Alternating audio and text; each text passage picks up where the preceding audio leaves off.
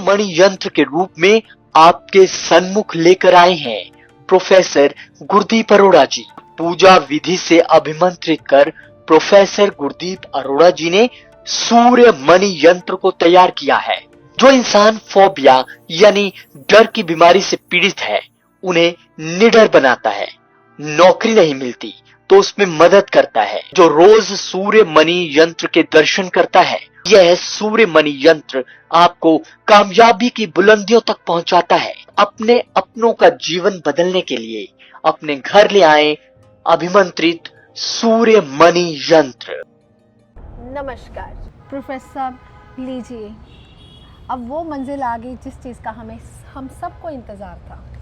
तो प्रोफेसर, ये 12वां ज्योतिर्लिंग गृहनेश्वर महादेव टेम्पल, यानी कि 12वां ज्योतिर्लिंग। 11 ज्योतिर्लिंग जो आपने ऑफलाइन किए, आपने किसी को नहीं दिखाया, लेकिन 12वां ज्योतिर्लिंग, और हम सबको बेसब्री से इंतज़ार था इस चीज़ का कि आप क्या दिखाने जा रहे हैं। और सबको पता है, हम सब व्यूवर्स को पता है कि आप महादेव के बहुत बड़े भक्त हैं। तो प्रोफेसर, यानी कि देखते हैं, फिर यूट्यूब पे भी हम देखेंगे कि किस ने आपको अच्छे से रिप्लाई किया कि आप यहाँ तक पहुँचने वाले हैं, गृहनेश्वर महादेव टेम्पल। तो साथ ही में कैलाश टेम्पल भी है, तो वो भी देखेंगे हम। तो गृहनेश्वर महादेव टेम्पल के बारे में आप क्या कहना चाहेंगे? शेफाली जी, हमको इंतज़ार था, बिल्कुल सभी लोगों ने कमेंट किए होंगे कि हम कहाँ पे जा रहे हैं जी। और जिन्होंने सही कमेंट किया हम उसको इनाम भी देंगे। गृहनेश्वर महादेव टेम्पल में जा रहा हूँ और इसके पीछे ही कैलाश मंदिर है, हम कैलाश टेम्पल भी जाएंगे। ये 12 ज्योतिर्लिंगों में एक ज्योतिर्लिंग माना जाता है, 12वां ज्योतिर्लिंग है ये, और इसके बारे में विस्तार से मैं आपको बताऊंगा। लेकिन हमें क्रोस्टी है इसको देखने की। पहले हम माथा टेकने जाएंगे, फिर उसके बाद इसके बारे में बताएंगे, क्योंकि इसके पीछे कैलाश टेम्पल है, वहाँ भी हमने जाना है। ये बहुत पुराना मंदिर है कैलाश टेम्पल, और कहते हैं, कुछ कहते हैं कि इनको किसी ऐसे औजार से बनाया गया है जो कि आज तक नहीं मिला, कोई एक दिन से बनाया गया, कुछ बोलते हैं। चलो पहले हम गृहनेश्वर महादेव टेम्पल के दर्शन करते हैं, फिर शेफाली जी हम आगे चलेंगे। पहले हम फूल वगैरह ले लेते हैं, फूल वगैरह लेके चलते हैं, माथा टेकते हैं। इनकी परंपरा है गृहनेश्वर महादेव की, यहाँ पे फूल का बहुत बड़ा महत्व है, खुशियों का बहुत बड़ा महत्व है शेफाली जी। यहाँ पे कहते हैं कि जिसकी औलाद नहीं होती वो अगर यहाँ पे आकर माथा टेके तो औलाद हो जाती है। इसके बारे में हम विस्तार से बताएंगे, पहले हम माथा टेकते हैं। जी चलिए प्रोफेसर। शेफाली जी, बाहर से देखते हैं कितने छोटे छोटे दरवाजे हैं। ये मेन दरवाज़ा है अंदर जाने का जी, और हम इस दरवाजे से अंदर जाते हैं। कैमरा तो अलाउड नहीं है, कैमरा इसके बाद कि कैमरा अंदर लेके जाना, कोई पिक्चर खींचना अलाउड नहीं है। हम कैमरा बाहर छोड़कर जा रहे हैं माथा टेकने के लिए। चलो शेफाली जी चलते हैं। जी शेफाली जी, अब हमने माथा तो बहुत अच्छा से टेका। ये जो इसका ना कहते हैं कि लाल पत्थर से बना हुआ है, तो गृहनेश्वर महादेव कहते हैं ये सब जो पत्थर लगा हुआ है लाल रंग का पत्थर लगा हुआ है। हमने देखा बिल्कुल लाल रंग का पत्थर लगा हुआ है। देखा शेफाली जी, इस मंदिर में खासियत क्या थी? ईशान कोण जितने भी हम मंदिर देखते हैं, ईशान कोण यानी कि नॉर्थ ईस्ट इस मंदिर का भी पूरा का पूरा खाली है, बहुत बड़ा खाली छोड़ा हुआ है।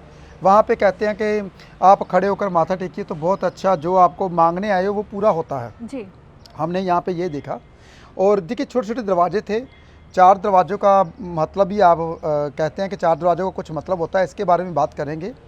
लेकिन चलो चलते हैं। पहले हम थक गए हैं बहुत ज़्यादा, सुबह से चले हुए हैं, भूख भी लग गई है, खाना खाते हैं, फिर आगे चलते हैं। जी प्रोफेसर, कहते हैं कि दर्शनों की अभिलाषा हर इंसान को रहती है, यानी कि 12 ज्योतिर्लिंग, 11 तो आपने ऑफलाइन कर लिए, ये 12वें की इतनी क्यूरियोसिटी थी, हमें पता ही नहीं था कि 1600 लुधियाना से अगर 1600 किलोमीटर चले तो गृहनेश्वर महादेव टेम्पल आता है। शायद बहुत सारे व्यूवर्स होंगे जिन्होंने आपको बताया होगा। मुझे लगता है कि वो अब आपसे गिफ्ट लेने के भागीदार बन चुके हैं, क्योंकि प्रोफेसर साथ ही में कैलाश टेम्पल है, तो उसके बारे में भी हम रहस्य जानेंगे आपसे। बहुत सारे सीक्रेट हैं जो आपने अपने दिल में दबा कर रखे हैं, इसलिए हमारे शो का जैसे नाम है the secret of your life, यानी कि हमारा यही मंतव्य है, इस प्रोग्राम का यही मंतव्य है कि हम आपको छोटे छोटे सीक्रेट्स बताएं ताकि आप अपनी ज़िंदगी को सफल बना सकें और अपने ढंग से जी पाएँ। तो प्रोफेसर साहब ये पहले शेफाली जी हम खाना खाते हैं, कहीं जी, रुकते हैं, जी। फिर आगे चलते हैं। शेफाली जी ये कैलाश टेम्पल के नाम पे कैलाश होटल है, जी। इसमें चलते हैं, देखते हैं क्या क्या बनाया है और कैसा बना है, खाना कैसा मिलता है। चलो चलते हैं, अंदर जाके देखते हैं। चलिए प्रोफेसर साहब, आज तक तो आपने अपनी हमेशा डाइट बताई है कि मैं ऐसे खाता हूँ, ऐसे करता हूँ, लेकिन आज कुछ प्रैक्टिकल देखेंगे कि आप क्या ऑर्डर करते हैं, क्या मंगवाते हैं और क्या खाते हैं। शेफाली जी मैं तो बाहर आके सिंपल पीली दाल का तड़का मंगवाता हूँ और कोई हरी सब्जी मिल जाए, जैसे मिक्स वेज वगैरह मिल जाए बगैर ऑयली, वही खाते हैं। ठीक है, चलो खाते हैं। जी जी प्रोफेसर साहब, अब हमारी दूसरी मंजिल जो है वो कैलाश टेम्पल है, हम उसके सामने खड़े हैं। तो देखने में तो प्रोफेसर साहब इतना खूबसूरत मंदिर है, तो इसका रहस्य क्या है? शेफाली जी ये बाहर से अभी मैंने देखा, अंदर चल के देखते हैं क्या है। देखिए शेफाली जी, इसके बारे में लोगों का बहुत कहना है, बहुत लोगों ने कभी कुछ बोला कभी कुछ बोला। ये एक पत्थर से बना हुआ है जी और ये कम से कम अगर अब हमको बनाने लगे तो कम से कम कहते हैं कि 10,000 मजदूर लगे जी और 500 साल लगते हैं इसको बनाने में। जी 10,000 मजदूर दिन रात काम करें और 400-500 साल लगेंगे इसको बनाने के लिए। इतना बड़ा मंदिर है शेफाली जी। जी और शेफाली जी इसके बारे में मैं आपको ये भी समझाता हूँ। कुछ लोगों का ये कहना है कि इसको एक दिन में बनाया गया, जी। कुछ लोग कहते हैं कि एलियन की सहायता से बना, कुछ लोग कहते हैं कि ये इनमें इतना पत्थर निकला जो अभी तक पत्थर अगर इसको निकालें कम से कम 4-5 पहाड़ हो जाएंगे। वो कहाँ फेंका गया, दूर दूर तक पत्थर नहीं था। कुछ लोगों का कहना ये भी है कुछ ऐसे औजार से बनाया गया जो कि बनाते गए और जो पत्थर था वो खुरता गया, भाप बन के उड़ता गया, कुछ ऐसे थे। जी जी प्रोफेसर साहब, और मैंने यहाँ तक सुना है कि ये जो मंदिर है ना, ये ऊपर से नीचे की तरफ बनाया गया है। यानी कि अगर हम घर बनाते हैं तो उसकी नींव नीचे से स्टार्ट करते हैं तो ऊपर तक जाता है, लेकिन ये मंदिर ऐसा मंदिर है ऊपर से नीचे तक बनाया गया। लेकिन हम भी सबसे पहले फिर ऊपर ही चलते हैं, ऊपर जाके देखते हैं, फिर नीचे देखेंगे कि हाँ। कैसे कैसे इसकी बनावट की गई। बिल्कुल शेफाली जी, बिल्कुल चलते हैं, हम देखते हैं। कैप सिर के ऊपर ले लेते हैं, गर्मी बहुत ज़्यादा है जी। यहाँ पे। हमारा तो टेम्परेचर वहाँ पे 3 डिग्री 4 डिग्री चल रहा है पंजाब में, जी। जहाँ पे हम लेते हैं लुधियाना में। लेकिन यहाँ का टेम्परेचर हमें 35 के करीब लग रहा है, बहुत पसीना आ रहा है। शूटिंग करनी शेफाली जी कितनी ज़्यादा कठिन है, धूप में चल के आना। लेकिन चलो कैप पहले पहनते हैं, चलते हैं हम ऊपर। जी जी चलिए प्रोफेसर। शेफाली जी देखिए, हम यहाँ पे ऐसे लगता है हम पहाड़ी इलाके में कहीं पे चले हुए हैं। जी। ये लगता नहीं ये मैदानी इलाका है या पहाड़ी एरिया। जी, वैसे जी। शेफाली जी मुझे ऐसा लग रहा है जी। जिसने भी ये बनाया तब के पहले कारीगर बहुत ज़्यादा दिमागी हुआ करते जी थे। बिल्कुल।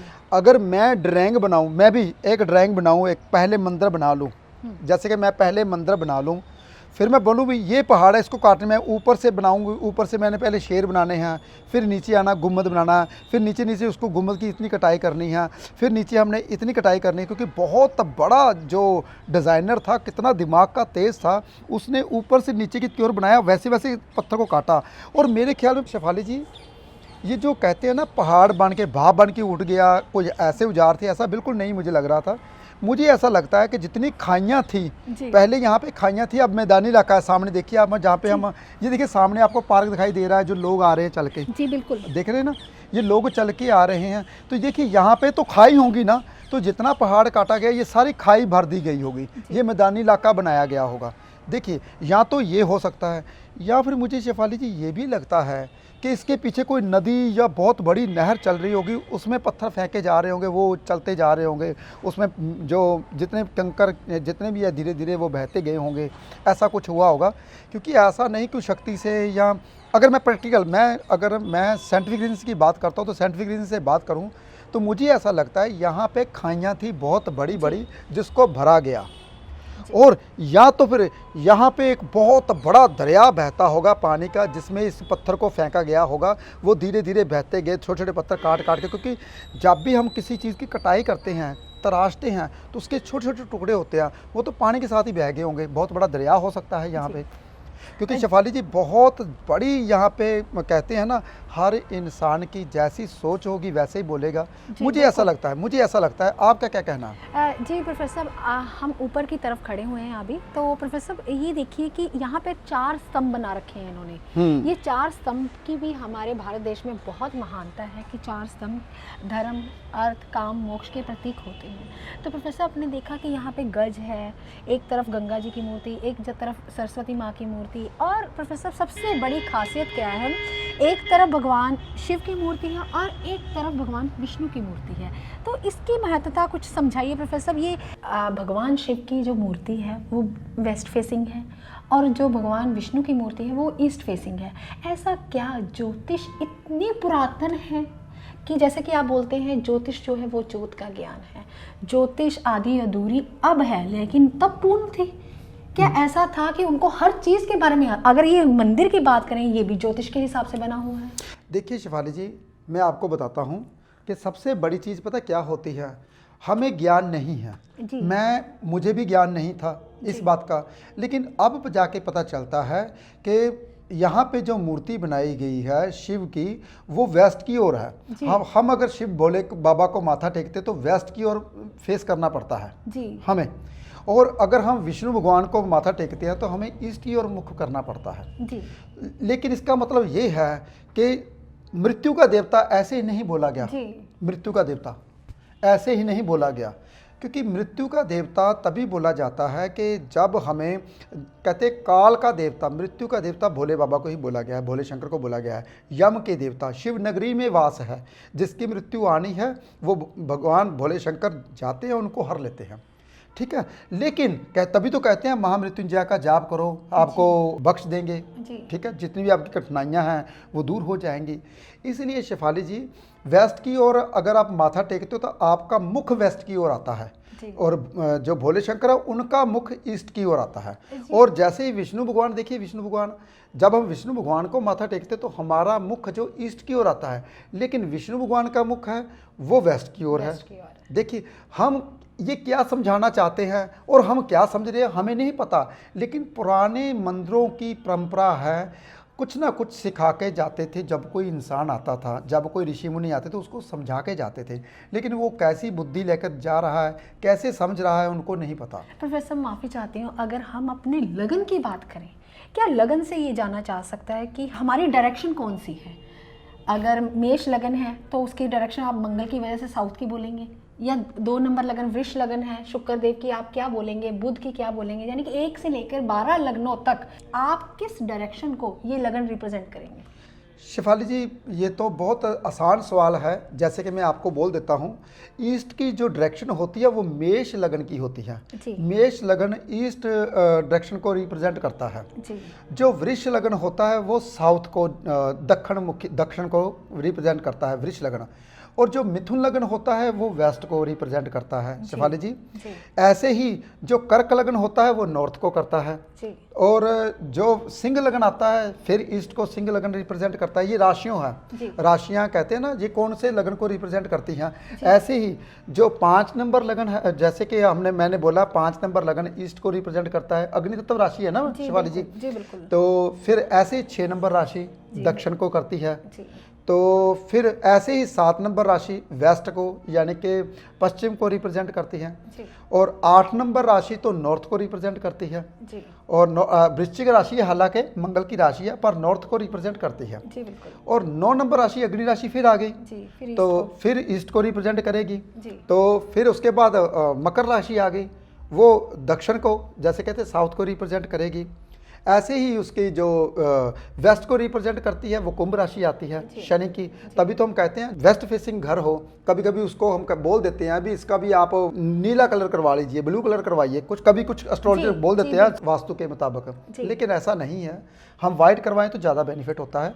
तो जो मीन राशि है वो करती हैं, नॉर्थ को रिप्रेजेंट करती हैं। जी प्रोफेसर साहब, यानी कि अगर हमने घर लेना हो तो हम अपने लगन के अकॉर्डिंग ये देख सकते हैं कि ये डायरेक्शन हमें सूट कर रही है तो हम उस मुताबिक अपना घर ले सकते हैं, या ये चीज़ हमारी शादी किसी और के साथ हो रही है, हमें पता है कि उसका लगन ये है तो हमारे लिए अच्छा फल देगा या नहीं देगा, ये चीज़ें हो सकती हैं क्या? बिल्कुल शेफाली जी, बिल्कुल बिल्कुल। देखिए मेरी बात सुनिए बहुत ध्यान से। जी। अब देखिए ये पूरा का पूरा मंदिर का जो फेस है वो वेस्ट की ओर है। जी बिल्कुल। बिल्कुल है ना, जी। वेस्ट की ओर से बना हुआ है, और जो इसका मंदिर का जो ईस्ट फेसिंग है वो पहाड़ से ढका हुआ है। जी। जो वेस्ट है वो मैदानी इलाका है, मैदानी। मैदानी है ना वेस्ट। जी, बिल्कुल। तो जो ईस्ट है, नॉर्थ ईस्ट है, ऊंचे ऊंचे पहाड़ है। जी। तो नॉर्थ ईस्ट इन्होंने खाली जरूर छोड़ा है, गुफाएं बना रखी हैं, नीचे बहुत बड़ा शहर है, नीचे जाने की अनुमति नहीं है, जी। नीचे की गुफाएं बंद कर दी हैं इन्होंने। देखिए गुफा कितनी बड़ी बड़ी बनाई हुई है, जी। नीचे की गुफा बंद कर दी है। लेकिन आपको पता है ये मंदिरों को पूजा नहीं जा रहा, खंडित कर खंडित, दिया। खंडित। क्यों खंडित कर दिया? क्योंकि इसका ईस्ट फेसिंग भारी था, जी। नॉर्थ भारी था, वो वेस्ट खुला हुआ था, तभी इन मंदिरों की चर्चा नहीं हुई। हालांकि ये सबसे दुनिया का सबसे पुराना मंदिर है ये, जी। कितना बड़ा, कितनी मानता है, लेकिन उजाड़ है, कोई भी फोटो खींच सकता है, कोई भी वीडियो बना सकता है। जी। तो वो क्यों नहीं मानता हुई? क्योंकि नॉर्थ ईस्ट इसका भरा हुआ है। जी। वास्तु कहीं ना कहीं जो जिसने बनाया उसने तो मंदिर का तो वास्तु कर दिया, लेकिन एरिया का वास्तु भी बहुत ज़्यादा जरूरी होता है शेफाली जी। देखिए नॉर्थ इसका बहुत ऊंचा है और ईस्ट इसका बहुत ऊंचा है, जो मंदिर है वो वेस्ट की ओर फेस है और डाउन है, तभी इसको ज़्यादा नुकसान पहुंचाया गया, तभी टोटली सारी जितनी भी तस्वीरें थी तोड़ दी गई। कलाकृतियाँ देखिए कितनी खूबसूरत, देखिए छत के ऊपर देखिए कितनी खूबसूरत कलाकृति लगी हुई अगर है। आज की डेट में अगर हम किसी कारीगर को बोले तो मुझे लगता है कि 7 जन्म लग जाए तब भी ऐसी ताकि कलाकृति ना ऐसी हो। कलाकृति देखिए, रंग जो है देखिए अभी तक रंग इसके पूरे है, जो उसको खोदा गया उसने तोड़ दिया, लेकिन रंग अभी तक भी रेड कलर दिखाई दे रहा है, जी। ब्लू कलर दिखाई दे रहा है, ब्राउन कलर दिखाई दे रहा है। जी जी प्रोफेसर, यानी कि इस मंदिर को औरंगजेब ने 20 साल लगा दिया तोड़ने में, लेकिन टूटा नहीं, लेकिन खंडित हो गई मूर्तियाँ। तो प्रोफेसर ये कैलाश टेम्पल अलोरा के औरंगाबाद ज़िले में, यानी कि महाराष्ट्र के औरंगाबाद ज़िले में ये मंदिर है। तो प्रोफेसर शायद हम छोटे थे तो सुनते थे कि अजंता अलोरा की गुफाएं हैं, तो आज किताबों में पढ़ते थे। जी, आज देखने को नसीब हो गया। बिल्कुल, और बिल्कुल। मुझे लगता है कि आपके व्यूवर्स हम सब इतने भाग्यशाली हैं कि यहाँ तक पहुँच पाए, और आप सबसे बड़े भाग्यशाली हैं, और आपका बहुत बहुत धन्यवाद प्रोफेसर साहब। अगर आपने एक लाइव दर्शन करवाए लोगों को, मतलब बहुत अच्छा लगा कि ये यहाँ तक सोचने की हमारी ये क्षमता ही नहीं थी कि हम यहाँ तक भी पहुँच पाएंगे। शिवाली जी इसके अंदर जो शिवलिंग है ना, जो पुराना शिवलिंग है वो पुराना शिवलिंग उसी पत्थर का, उसको तो तोड़ दिया गया था, जी। लेकिन जो इर्द गिर्द पत्थर लगाए गए, अभी रेनोवेशन लगता है, ये रेनोवेशन हुई है इसकी, लेकिन जो शिवलिंग का पत्थर है वो पुराना है, क्योंकि उसका पत्थर का सेम पत्थर यही सेम है। जी। तो देखिए कितना बड़ा, चलो हम भाग्यशाली हैं शिफाली जी, जी, बिल्कुल। जो कि इनके दर्शन करते हैं, शिवलिंग के दर्शन करते हैं। चलो चलते हैं हम शिवलिंग के दर्शन करते हैं। तो वहाँ पे देखिए कितना अंधेरा, शिफाली जी देखिए ये कितना अंधेरा, यहाँ पे तो लाइट का कोई है ही नहीं है, जी। है ना। और ऊपर से देखो ये कैसे अंदर लाइट की होगी, अंदर कैसे लाइट की होगी। मेरे ख्याल में पानी बाहर भरकर सूरज की रोशनी जाती थी, वो अंदर लाइट पानी भरते थे, तभी ये कलाकृति बनाई जाती थी मेरे ख्याल में। यानी कि प्रोफेसर ये जिस शताब्दी में बना होगा उस समय मुझे लगता है लाइट का प्रचलन नहीं हुआ होगा। नहीं होगा। तो प्रोफेसर- पानी पहले भरते थे बाहर, पानी कैसे भरते थे, यहाँ पे कोई ना कोई दरिया चलता था, देखिए बिल्कुल। दरिया चलता था, कभी पानी तभी पानी था यहाँ पे। देखिए मेरी जो सोच, जो मेरी बुद्धि है यही कहती है कि यहाँ पे कोई ना कोई बहुत बड़ा दरिया चलता होगा, आज से 4000 साल पहले या 20,000 साल पहले। वो दरिया में सभी पत्थर फेंके गए जैसे जैसे इसको बनाया गया, मुझे ऐसा लगता है। और ये बहुत पुराना मंदिर है। अगर कोई कहता है कि ये 2000 साल पुराना है, बिल्कुल भी नहीं 2000 साल पुराना, मुझे तो ये कम से कम 20,000 साल पुराना से भी ज़्यादा लग रहा है। शेफाली जी मुझ जितने में मैं टेंपल देखता हूँ, बहुत पुराने पुराने टेंपल देखता हूँ, मुझे शौक़ है सभी पुराने टेंपलों का, मुझे शौक़ है। पता क्यों शौक़ है शेफाली जी? जो पुराने लोग हैं मुझे बहुत पसंद है, प्रिय हैं, क्योंकि जो हम संस्कृति भूल गए हैं वो याद दिलाते हैं। पहले जो बुज़ुर्ग हुआ करते थे बहुत ज़्यादा समझदार हुआ करते थे। मुझे ऐसा लगता है पूरी दुनिया में अगर नुकसान हुआ है सबसे ज़्यादा नुकसान हुआ है हमारे भारत देश का। जी। देखिए, क्योंकि भारत देश का इसलिए नुकसान हुआ है क्योंकि यहाँ पे ज़्यादा गद्दार हुए हैं, क्योंकि गद्दारों ने ये जगह दिखाई, जा के जैसे सिकंदर को जगह दिखाई कि आप ये मत यहाँ पे आके लड़ोगे, यहाँ पे बहुत सोना है। जितने बड़े बड़े मुगलों थे उनको जाके बताया गया यहाँ पे बहुत सोना है, यहाँ के लोग लड़ने में सक्षम नहीं हैं, यहाँ के लोग भक्ति वाले हैं, भक्ति करते हैं। देखिए शेफाली जी, हमारे भारत को बहुत बड़ा नुकसान हुआ है, जो कि भारत बहुत पुराना, सबसे पुराना दुनिया में देश है। तो आज वो सबसे पीछे नहीं, मैं तो नहीं पीछे बोलूँगा क्योंकि ये पीछे होगा भी नहीं, क्योंकि इसके पास इतना ज्ञान है कि कोई दुनिया के इसके ग्रंथ अभी तक लेकर जितनी भी खोज करते हैं, हमारे ग्रंथों में पढ़कर खोज करते हैं, जितने भी वैज्ञानिक खोज करते हैं, आज जो हम भगवत पुराण में पढ़ते हैं वो हमारे मंदिरों में अभी हमको दिखाई दे रहा है। इसका मतलब जो भगवत पुराण लिखी गई है वो भी कम से कम 10,000 साल पुरानी लिखी गई होगी। देखिए जितने भी ग्रंथ हम लिखे गए हैं वो पुराने ग्रंथ हैं जो हम पढ़ते हैं। शेफाली जी, बहुत बड़ा ज्ञान छुपा हुआ है हमारे भारत में। हम ही हैं जाके वो ढूंढ सकते हैं, हम ही हैं वो जाके ग्रंथ देख सकते हैं। तभी तो मैं पुराने मंदिर देखता हूँ। मुझे शौक़ है कि शायद कुछ इनमें से ज्ञान मिल जाए, वो मैं आपको बताऊँ। जी जी प्रोफेसर साहब, आपने यहाँ पे देखा कि यहाँ पे रेन हार्वेस्टिंग सिस्टम भी लगा रखा है, यानी कि तब ये रेन हार्वेस्टिंग सिस्टम था प्रोफेसर साहब इतने साल पुराना। शेफाली जी देखो, पानी का पता ही नहीं चलता। कहते हैं बारिश होती है, यहाँ पे एक बूंद भी पानी पूरे मंदिर में नहीं टिकता। देखिए इसके नीचे क्या पाइपें, कौन सी पाइपें लगाई होंगी, कैसा पत्थर, पाइप तो होती नहीं तब, पत्थरों की पाइपें बना के कहते हैं नीचे लगा रखी है। जो भी पानी है वो नीचे जाता है, नीचे जो शहर है, जो नीचे शहर बसता था, देखिए वो पानी से नहाता था, वही पानी से जो ऊपर से आता था, देखिए वो फिल्टर हो जाता था जैसे जैसे पत्थरों के साथ घिसटता था, जैसे जैसे पत्थरों के साथ चलता था। ऐसी सोच से बनाया गया मंदिर जो कि आज तक नहीं बन पाया किसी से भी। जी जी प्रोफेसर साहब, आपका ये कहना है कि जो पानी झरनों से अभी तक आता है वो पानी फिल्टर होता है, वो पानी शुद्ध होता है, उस पानी को हम पी सकते हैं। बिल्कुल शेफाली जी, कई बीमारियां दूर होती हैं। गंगा को हम पवित्र मानते हैं, गंगा कितनी दूर से आती है।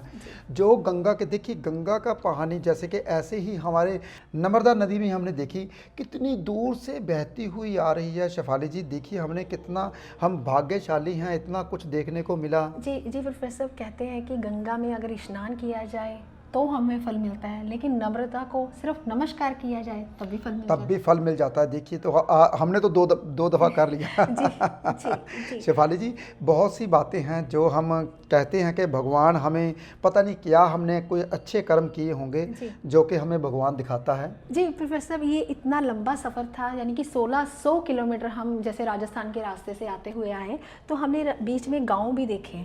तो प्रोफेसर आपने देखा कि जो गन्ने का रस निकालते हैं वो कैसे निकालते हैं? हाँ शेफाली जी, देखिए गन्ने का रस से उन्होंने बैल लगाया हुआ था आगे। ये कुछ नया नहीं था प्रोफेसर। हाँ, आप भी गांव के रहने वाले, लेकिन ऐसा कुछ नहीं होगा मुझे लगता है। हाँ नहीं, बिल्कुल शेफाली जी, बिल्कुल। मैंने देखा तो है, ये सहारनपुर में मैंने पहले देखा था।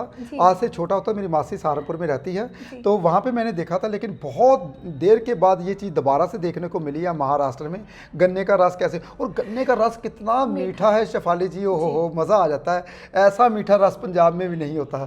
और देखिए ना, रास्ते में देखा एक बैल, जब हम शिरडी जा रहे थे। जी प्रोफेसर, अभी तो मैंने सिर्फ गांव की बात की है, तो अभी और ट्विस्ट खोलते हैं कि प्रोफेसर साहब अभी शनि शिंगणापुर भी गए थे और शिरडी धाम भी जाके आए हैं। तो प्रोफेसर ये अनोखा सफ़र, इतना लंबा सफ़र, और आपका जो स्केड्यूल है वो इतना बिजी रहता है, फिर भी आपने समय निकाला अपने व्यूवर्स के लिए। क्या उनके दर्शन नहीं करवाएंगे आप शनि शिंगणापुर के, शिरडी साईं धाम के? चलो शेफाली जी, शनि शिंगणापुर चलते हैं हम। प्रोफेसर, शनि शिंगणापुर, इसकी बहुत महत्वता है, यानी कि शनि देव न्याय प्रिय हैं, जस्टिस हैं, न्याय करते हैं। तो प्रोफेसर आप रास्ते में बता रहे थे कि मैं जब पहले आया था तो औरतें बहुत दूर से माथा टेकती थी और जेंट्स आगे जाके तेल चढ़ाते थे, लेकिन वो आजकल सिस्टम उन्होंने ख़त्म कर दिया। ये देखिए प्रोफेसर, दूर से ही तेल चढ़ जाता है, सब कुछ ये सब कुछ ख़त्म क्यों हो रहा है? शेफाली जी, जैसे जैसे कहते हैं ना पॉपुलेशन बढ़ रही है, तो वैसे जो हमारे धार्मिक कुछ चीज़ें बची हुई हैं उसको बचाने की कोशिश की जा रही है। तो पहले मैं आपको सच बताऊं तो पहले मेरे को नहा के धोती, काले रंग की धोती पहनाई गई थी, और काले रंग की धोती पहन के, और मैंने खुद ये शिला के ऊपर मैंने तेल खुद चढ़ाया था। आज तो शिला के पास पास जाने देखिए देते, देखिए वो देखिए आप शिला के पास कहाँ जाने देते हैं, हम बाहर से माथा टेकते हैं, अंदर से इधर से सामने आके। अब हम सामने खड़े हुए हैं, शिला के बिल्कुल नज़दीक खड़े हुए हैं।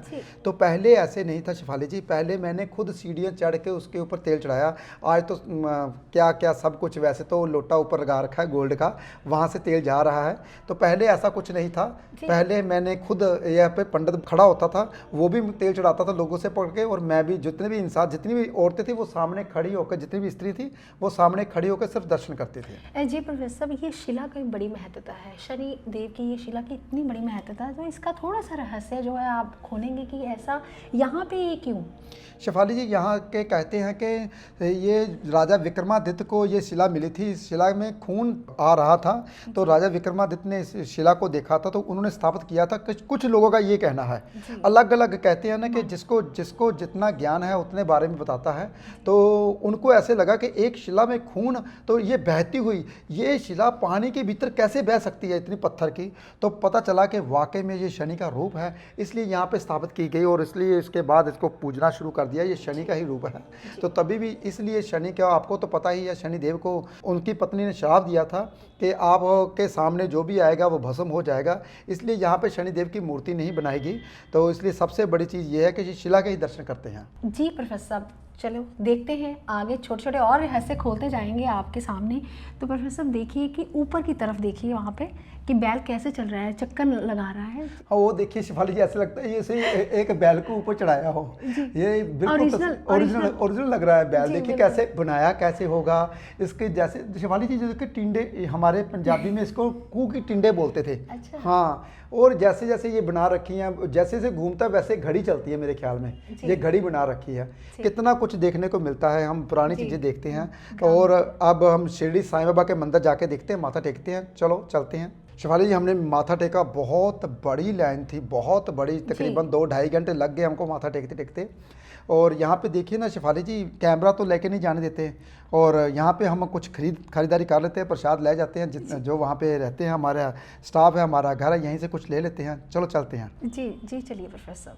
जी प्रोफेसर साहब, आज आपने बहुत सारी चीज़ें जो हैं हमें दिखाई, जैसे कि शनि धाम दिखाया आपने, शनि शिंगणापुर दिखाया, शनि शिंगणापुर का रहस्य भी बताया, शिरडी साईं धाम के दर्शन भी करवाए, और सबसे बड़ी बात जो है गृहनेश्वर महादेव टेम्पल, जो आपकी मंजिल थी, उनके भी आपने 12वें ज्योतिर्लिंग के दर्शन करवाए। और सबसे बड़ी बात कैलाश टेम्पल, यानी कि हम लोग सोच सकते थे कैलाश मानसरोवर हो सकता है, कुछ ऐसा हो सकता है, लेकिन आप अपने गिफ्ट की तैयारी रखिए। जितने भी व्यूअर्स हैं जिन ने अभी तक बोला है कि प्रोफेसर गुरदीप अरोड़ा साहब 12वें ज्योतिर्लिंग के दर्शन करने गए या फिर कैलाश टेम्पल गए, तो उन सबको जो है गिफ्ट पहुँचाए जाएंगे, और अगले एपिसोड में हम उनका नाम भी शेयर करेंगे आपके साथ। तो आप इस जो एपिसोड को है ज़्यादा से ज़्यादा लोगों तक शेयर कीजिए, ताकि वो घर बैठे ही सभी मंदिरों के दर्शन कर सकें, और जितनी भी मन चाही इच्छा है वो घर बैठे ही पूरी हो जाए आपकी। और हमारी यही कामना है कि आप खुश रहें, स्वस्थ रहें। तो अगले एपिसोड के लिए हम जल्द ही आएंगे। तो फिलहाल आज के लिए इतना ही। नमस्कार।